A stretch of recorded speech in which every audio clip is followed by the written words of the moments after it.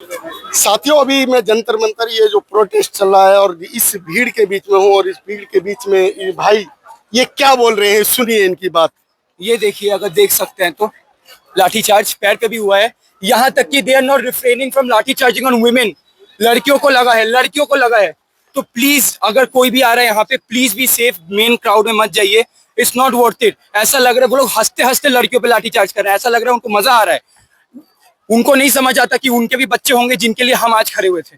हम पे लाठीचार्ज हुआ है, लड़कियों तक पे लाठीचार्ज हुआ है। Today is the death of democracy. 20 जुलाई हम याद रखेंगे। वो पहले भी तो जो आपके जैसे युवा थे जो आपके ऊपर लाठी चला रहे हैं, उनके भी तो बच्चे हैं।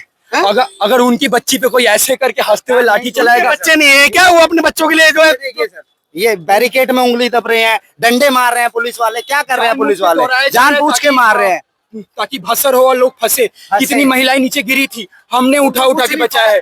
Please be safe. अगर आप नहीं आ सकते मत आइए। It's not worth it. वो आपको भी मारेंगे। Please be safe. तो आज जो है अगर पुलिस जो डंडे बरसा रही है, कभी ये पुलिस वाले भी आपके जैसे थे? नहीं समझ रहे वो लोग। अब आधे ज्यादा पुलिस वालों की नेम प्लेट ही नहीं है।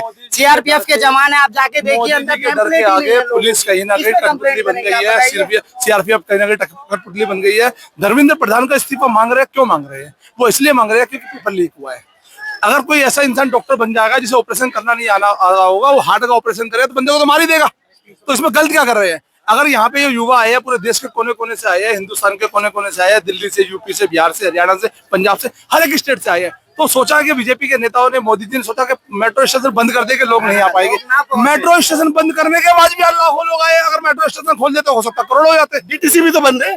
डीटीसी बंद है, ऑटो वाले नहीं आने दे रहे, बस नहीं आने दे रहे, टैक्सी नहीं आने दे रहे, सब कुछ बंद कर दिया। उसके बाद आज हिंदुस्तान के कोने कोने से लोग यहाँ पे आए हैं। और कम से कम जंतर मंतर में मुझे नहीं लगता कि हिंदुस्तान में कभी ऐसा प्रदर्शन हुआ होगा। देश के अंदर इतना युवा आज उतर के आया है। धर्मेंद्र प्रधान का इस्तीफा नहीं मिला तो देश के प्रधानमंत्री का इस्तीफा भी यही लोग मांगेंगे। और ये वो लोग हैं जिन्होंने देश में प्रधानमंत्री बनाया। वो दिन कब आएगा? वो दिन कब आएगा? आएगा 12 साल हो गए। ये वही लोग हैं जो हिंदू मुस्लिम के धर्म के अंदर फंस गए थे और इन्होंने देश के प्रधानमंत्री को प्रधानमंत्री बना दिया। इन्होंने कहा कि इन्हें बताया गया था कि आप खतरे में हो, हिंदू खतरे में है। पर आज 12 साल से बीजेपी की सरकार है, फिर भी हिंदू खतरे में है, फिर भी पेपर लीक हो रहा है। देश के प्रधानमंत्री जी कहते हैं कि चाय बेचना और पकौड़ा बेचना भी रोजगार है।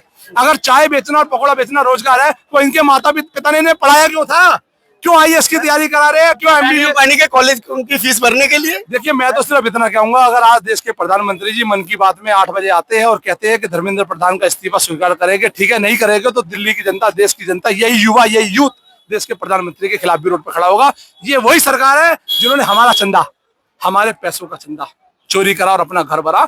ये वही लोग हैं जो राम मंदिर के नाम पे हमसे वोट मांगा था। आज हमारे मंदिर का, आज हमारे भगवान प्रभु राम के पैसे चुराए हैं और पैसा चुराने के बाद, चंदा चुराने के बाद हम लोगों को ही लाइन में खड़ा कर। ये कल को मोदी जी कहेंगे भाइयों और बहनों मंच पे आ जाएंगे, आप लोग वहीं पहुंच जाओगे। अगर कोई भी नेता, कोई भी बीजेपी का कार्यकर्ता यूं कहेगा भाइयों और बहनों, तो इन्होंने जूता पहन रखा है। किसी ने 5 नंबर का, किसी ने 6 नंबर का, किसी ने 8 नंबर का। इतना बजाएंगे कि बीजेपी का कोई भी नेता वोट मांगेगा। आज ये यूथ यहाँ खड़ा है, ये यूथ कसम खाएगा कि अपने जीवन में कभी भी जिंदगी में बीजेपी को वोट नहीं देगा। किसी को दे देगा पर बीजेपी को नहीं देगा, क्योंकि ये बीजेपी से इतना दुखी आ गया। देखो, मैं किसी को नहीं जानता, कोई यूपी से आया, कोई बिहार से आया, कोई कहीं से आया, आज ही बीजेपी को वोट दोगे? आज ही बीजेपी को वोट दोगे? आज ही बीजेपी को वोट दोगे? आज ही बीजेपी को वोट दोगे? आज ही बीजेपी को वोट दोगे? ये कह रहे चप्पल मारूंगा। आज ही बीजेपी को वोट दोगे?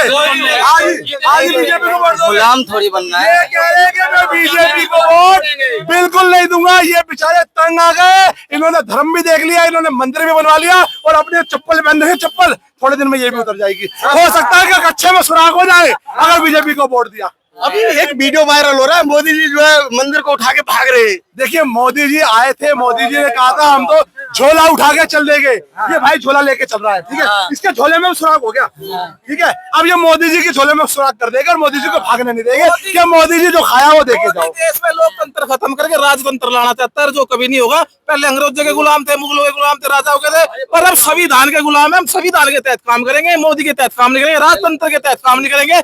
ये लोकतंत्र है और यहाँ पे हर एक आदमी स्वतंत्र है। हमें संविधान ने अधिकार दिए और इसको अधिकार को हमने खत्म नहीं होने देंगे। जंतर मंतर में जाके दिखाओ इस लोकतंत्र में, तब पता लग जाएगा। हम जंतर मंतर पे है जी, अभी भाई रो रहे थे, हम जंतर मंतर पे है जी। डंडे बजे, डंडे मारे, इन्होंने डंडे मारे, इन्होंने डंडे टूट गए, इन्होंने डंडे टूट गए। इन्होंने ये देख लिया कि डंडे तो 4 है और आदमी 4 लाख है, 4 लाख है। ठीक है। अब इन्होंने ये देख लिया जो अपनी बीवी नहीं संभाल पाया वो देश का संभालेगा। अब ये लोग बदलाव चाहते हैं। 1947 या तो अपनी पहले बीवी संभालो फिर देश संभालने की बात 1947 में लड़ाई किसी ने करना। एक बीवी की बात कर रहे हो, इसी देश की इलेक्शन से पहले कितनी लाखों औरतें कह रही थी कि मेरा तो हस्बैंड मोदी है। आज वो बेचारी रो रही है, आज वो रो रही है। वो कहती थी हर हर मोदी, घर घर मोदी। आज उनके घर टूट गए ना, घर बचाना। उनका मंगलसूत्र भी छीन लिया, उनका तो मंगलसूत्र भी छीन लिया सोने चांदी के लिए। अरे सरिया सोने चांदी के लिए तरस लिया। बालक ना बच्चे, इनका आगे पीछे कुछ नहीं है। मंदिर में लेकर कटोरा बजाओगे, थाली बजाओगे। गरीब हो रहा है, अमीर नहीं हो रहा है। आज देश का युवा, आज देश का युवा जाग गया है और ये युवा बीजेपी को देश से भगा के छोड़ेगा। आज अगर संसद ने नहीं सुना ना तो ये युवा संसद को उठा के ले आएंगे। आज सुनेगा, आज अगर नहीं सुनेगा तो संसद को उठा के ले आया जाएगा। मेरे भाई का एक सवाल है कि आधे ज्यादा जवान है, सीआरपीएफ के जवान है, उन्होंने अपनी नेम प्लेट क्यों हटा रखी है? क्या बीजेपी के गुंडे खड़े हैं यहाँ पे? पुलिस के भेष में बीजेपी के गुंडे खड़े? ये भाई युवा पूछ के जेब में रख रहे हैं और लाठी डंडा मार रहे हैं। क्यों मार रहे हैं सर? नेम प्लेट लगाने से पता चलेगा ना कि किसने डंडा मारा है मेरे को। वो नहीं चाहते है कि वो चीज पता चले उन्हें। सबकी नेम प्लेट जेब में, आप जाइए देखिए अंदर जाके क्या हाल है। अगर 100 पुलिस वाले 100 में से 70 लोगों ने नेम प्लेट लगा के जेब में अगर जिस पुलिस वाले के पास आपको नेम प्लेट ना दिखे तो आप भी अटैक करो, बिल्कुल करो, अटैक कर सकते हैं। बिल्कुल करो। उनके पास क्यों भाई आतंकवादी बन जाओगे? क्यों आतंकवादी? वो भी आतंकवादी है फिर, वो भी आतंकवादी है फिर। अगर उसके पास कोई प्रूफ नहीं है, एविडेंस नहीं, तो उसको पुलिस मानूंगा ही नहीं।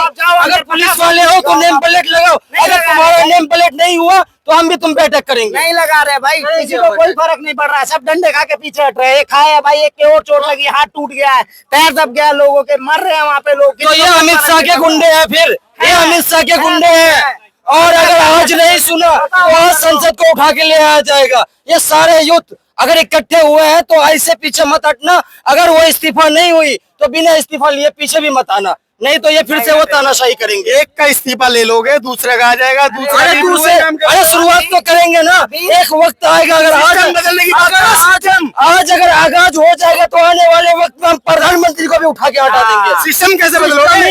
ये सिस्टम का आगाज ही है, सिस्टम बदलने के लिए आगाज किया गया है। मंत्री वो बदलेंगे, सिस्टम भी बदलेंगे। आज ये बदला जाएगा तो कल अच्छा भी आएगा, अच्छा नहीं आएगा उसको भी। आज ये आगाज हुआ है तो आने वाले वक्त में प्रधानमंत्री को उखाड़ के फेंकेंगे और इसी देश का युवा फेंकेगा। इसी देश का युवा प्रधानमंत्री बनाया था, इसी देश का युवा खत्म करेगा। छोटा होता है फिर बड़ा होता है, ऐसी सिस्टम भी धीरे धीरे खत्म होगा। तो आप बच्चे हो, छोटे हो? हम तो अभी मीडियम में ना। अब आप बड़े हो बच्चे थे, आप बड़े हुए हो ना। ऐसी सिस्टम की शुरुआत करी हमने खत्म करने की। इंशाल्लाह एक दिन पूरा सिस्टम बदल जाएगा। और आज हिंदू मुस्लिम सब एक मिल गया, देश एक साथ है। अलग थे ही नहीं, अलग थे ही नहीं। ये तो नेता लोगों ने अलग करता है, हिंदू मुस्लिम कभी एक थे ही नहीं, अलग थे ही नहीं। हिंदू मुस्लिम पहले भी एक था, आज भी एक, हमेशा एक रहेगा। यूं इन गद्दारों ने करा। वोट कौन से गद्दार है? ये जो ये कर रहे हैं हिंदू मुस्लिम गद्दार ही है। आरएसएस के गद्दार हैं सब। ये सब गद्दार हैं। यहाँ हिंदू मुस्लिम सब, सिख ईसाई सब भाई भाई। ये सेना इन्होंने यहाँ लगा रखी है ना। अगर ये बॉर्डर पे लगाते पुलवामा हमला नहीं होता, हम देश के नागरिक हैं, हमारे